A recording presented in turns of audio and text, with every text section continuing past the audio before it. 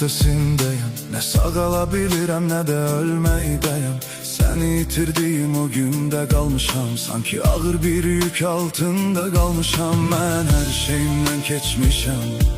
Sen ise dönüp gitmişsen. Ben ölmeyi seçmişim.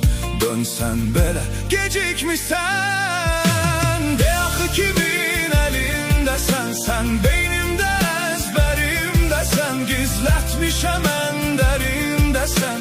De mənə neyləyim? Yana yana öldüm hər gecə. Sensiz yaşamaq olur necə? Çevrildi bütün arzular eçə.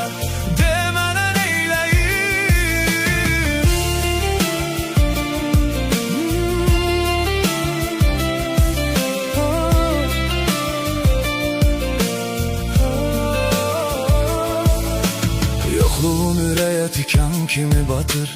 Ne kadar qaçsam da xatirəm çatır. Sensiz günlerin sayın itirmişəm. Özümü seninle mən bitirmişəm. Məni yarı yolda qoymuşam. Səni gözləməkdən doymuşam. Ümidimi tek tek soymuşam. Yaşam səbəbim sən olmusan.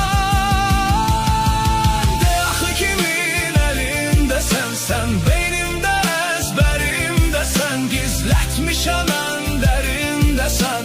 De mənə neyləyim? Yana yana öldüm hər gecə. Sensiz yaşamaq olur necə? Çevrildi bütün arzular eçə. De mənə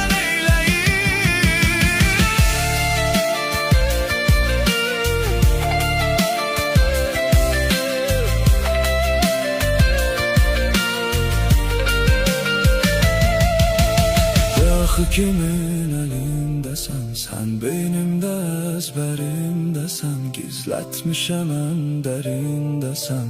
De mənə